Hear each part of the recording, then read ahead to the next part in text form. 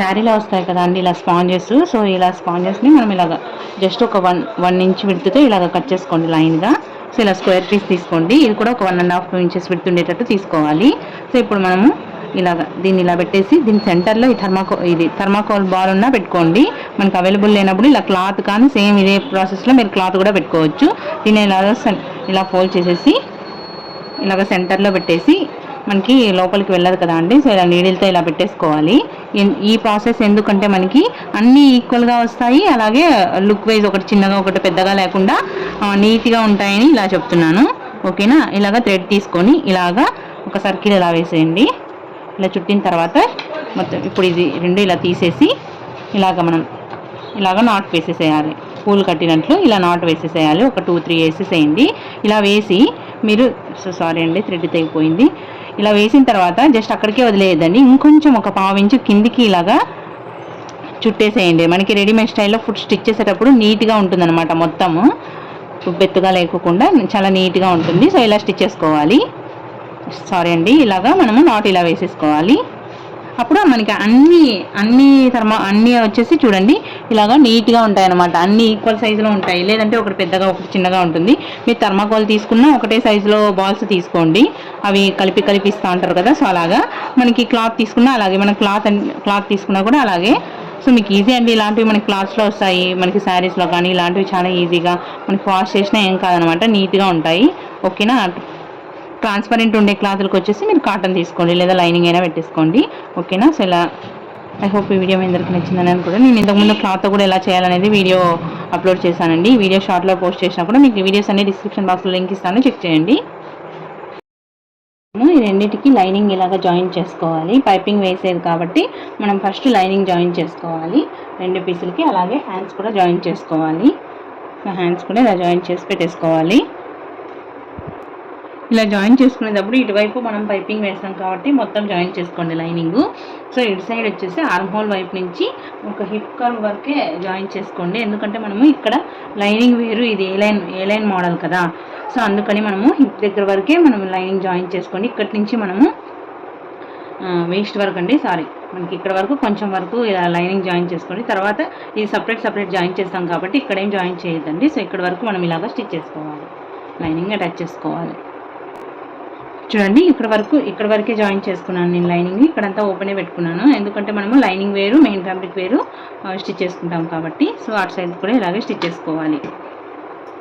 Back side అంతా normal అండి. మనం లైనింగ్ మొత్తం ఇలా పెట్టేసి బ్యాక్ సైడ్ కూడా లైనింగ్ అటాచ్ చేసుకోవాలి.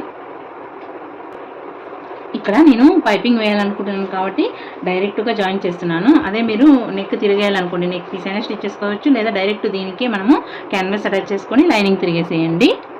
సో ఇప్పుడు బ్యాక్ పార్ట్ కూడా ఇలాగే జాయిన్ చేసుకోవాలి లైనింగ్ వేస్ట్ వరకు. ఓకేనా. మనకి ఇక్కడ ఇది కానీ హ్యాండ్స్ కానీ ఇక్కడ కానీ మనకి స్ట్రైటే వస్తుంది కాబట్టి మీరు స్ట్రైట్ అయినా తీసుకోండి, లేదా క్రాస్ పీస్ అయినా తీసుకోండి. మనకి రౌండ్ నెక్కులు అలా తిరిగేటప్పుడు క్రాస్ పీసే ఉండాలి పైపింగ్ వేయాలంటే ఖచ్చితంగా. కాకపోతే మనకి హ్యాండ్స్కి అలాగే ఇక్కడ స్ట్రైట్గా నిలువ వేస్తున్నాం కాబట్టి నేను నిలువే పైపింగ్ తీసుకుంటున్నాను. ఓకేనా. సో ఇలా స్ట్రైట్ పీట్ తీసుకొని ఫస్ట్ మనము ఒక స్టిచ్ వేసుకోవాలి.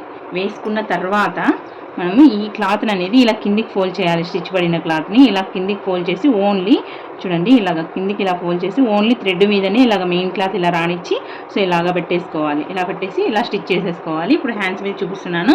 సేమ్ కంటిన్యూ డ్రెస్కి కూడా మనం ఇలాగే స్టిచ్ చేసుకోవాలి. ఇప్పుడు హ్యాండ్స్కి చూపిస్తాను నేను మీకు. ఫస్ట్ ఒక 1/2 ఇంచ్ ఇలా ఫోల్డ్ చేసి స్టిచ్ చేసుకోవాలి. తర్వాత ఇలా పెట్టేసి ఒక 1/2 ఇంచ్ ఖర్చుతో ఇలా స్టిచ్ చేసుకోవాలి. చూడండి మనం ఇలా స్టిచ్ చేసుకున్నాం కదా. సో ఇలా స్టిచ్ చేసుకున్న తర్వాత ఈ పైపింగ్ థ్రెడ్ని ఇలా పెట్టేసి ఈ స్టిచ్ చేసుకున్నది కింది వైపుకి వెళ్ళాలి. ఫస్ట్ చూపిస్తాను చూడండి, కింది వైపుకు. ఓకేనా. ఇలా కింద పోయింది కదా. ఇప్పుడు మనం ఈ థ్రెడ్ని ఇలా పెట్టేసుకొని స్టిచ్ ఈ పక్కకే సో చూడండి ఇలాగా ఫోల్డ్ చేసి ఓన్లీ మనకి థ్రెడ్ మీదే స్టిచ్ రావాలి. అలా పెట్టి స్టిచ్ చేసుకోవాలి. ఏ నెక్కైనా మనం ఇలాగే స్టిచ్ చేసుకోవాలి. నెక్ కానీ ఏదైనా ప్యాటర్న్ కానీ ఇలాగ బాగుంటుంది. మనకి సింగిల్ ఫుట్ యూజ్ చేయాల్సిన అవసరం లేదు, ఇలాగే స్టిచ్ చేసుకోవచ్చు. ఫస్ట్ మనం కొంచెం రఫ్ చేసుకున్నాము థ్రెడ్ మనకి జరగకోకుండా ఉండడం కోసం. కనిపిస్తుందా అండి. సో చూడండి మనకి ఈ క్లాత్ కిందికి ఇలా వెళ్ళిపోవాలి. సో ఇలా పెట్టేసి థ్రెడ్ని ఇలాగా ఫోల్డ్ చేయాలి మనం ఓన్లీ మెయిన్ క్లాత్ని. ఓన్లీ థ్రెడ్ని ఈ పైపింగ్ క్లాత్నే పట్టుకోవాలి మనము. ఇలాగ ఈ సెంటర్లో స్టిచ్ పడేటట్టు చూసుకొని స్టిచ్ చేసుకోవాలి. థ్రెడ్ మీద పడకూడదు, క్లాత్ మీద పడకూడదు, సెంటర్లో పడాలన్నమాట.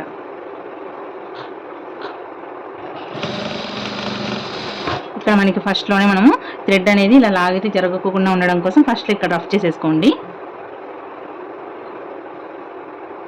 మీకు స్టిచ్ చేస్తుంటే కంటిన్యూగా వస్తుంది, ప్రాక్టీస్ చేయండి. ఇంతకుముందు కూడా ఈ టైప్ వీడియో చేశానండి.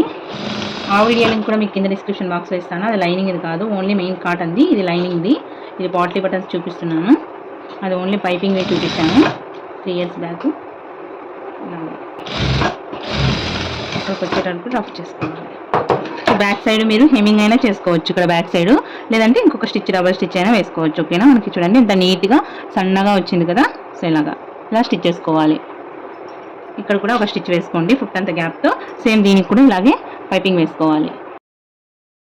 ఇలా నేను ఫింగర్ గ్యాప్తో అన్నీ ఇలాగా థర్మాకోల్ బాల్స్ ఇలా పెట్టేసి స్టిచ్ చేస్తున్నాను. నేను ఎందుకు ఇలా ఎక్కువ చుట్టుకోమన్నానంటే, ఇలా స్టిచ్ చేసుకునేటప్పుడు మనకి ఇలా దగ్గరగా పెట్టామనుకోండి క్లాత్ అంతా పైకి ఇలా లేసి ఉంటుందన్నమాట.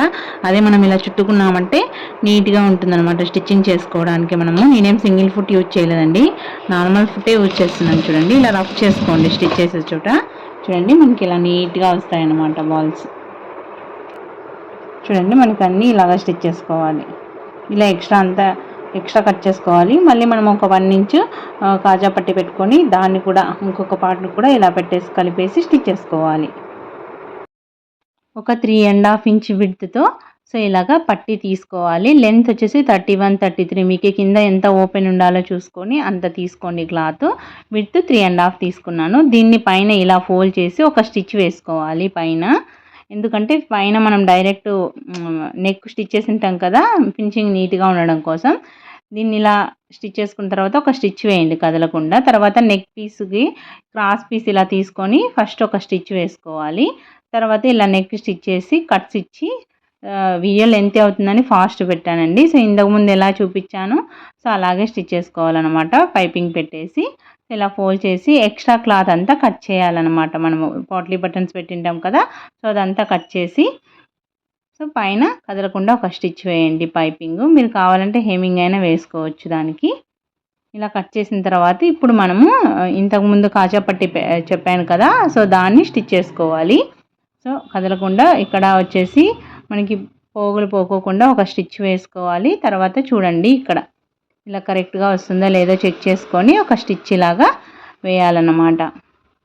సో ఆ పైపింగ్ మీద చూడండి, అంటే పైపింగ్ మీద కుట్టు పడుకోకుండా పక్కన వచ్చేటట్టు చూసుకొని కుట్టాలి. పైన నెక్ దగ్గర నేను హుక్కు పెట్టాలనుకుంటున్నాను కొద్దిగా ఫ్రీగా ఉండడం కోసం. ఒక 2-3 inches గ్యాప్ వదిలేసి ఇలాగా స్టిచ్ చేసుకోవాలి. కిందకు వచ్చిన తర్వాత రఫ్ చేయాలి.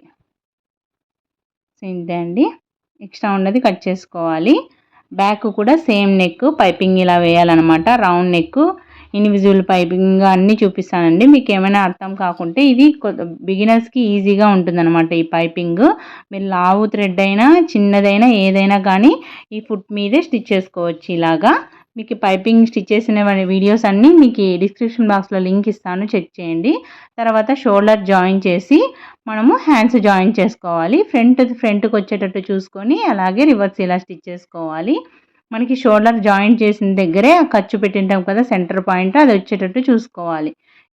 ఇక్కడ హ్యాండ్స్ విడ్త్ అలాగే ఆర్మ్ హోల్ లూజు మొత్తం అంతా చెక్ చేసుకొని ఇలాగ స్టిచ్ చేసుకోవాలి. వేస్ట్ లెంత్ దగ్గర నుంచి ఇక్కడ ఒక 4.5 inchesకి కిందికి ఇలాగా షేప్ ఇచ్చుకొని అక్కడ వరకు main fabric lining fabric separate stitch చేసుకోవాలి. ఎక్స్ట్రా 2-3 inches ఇలాగ స్టిచ్ చేసుకోవాలి. సో ఫైనల్ వచ్చేసి ఇలా ఉందండి. ఐ హోప్ ఈ వీడియో మీ అందరికీ నచ్చిందని అనుకున్న తప్పకుండా లైక్ చేయండి. ఏమైనా డౌట్స్ ఉంటే కామెంట్ సెక్షన్లో కామెంట్ చేయండి, రిప్లై ఇస్తాను.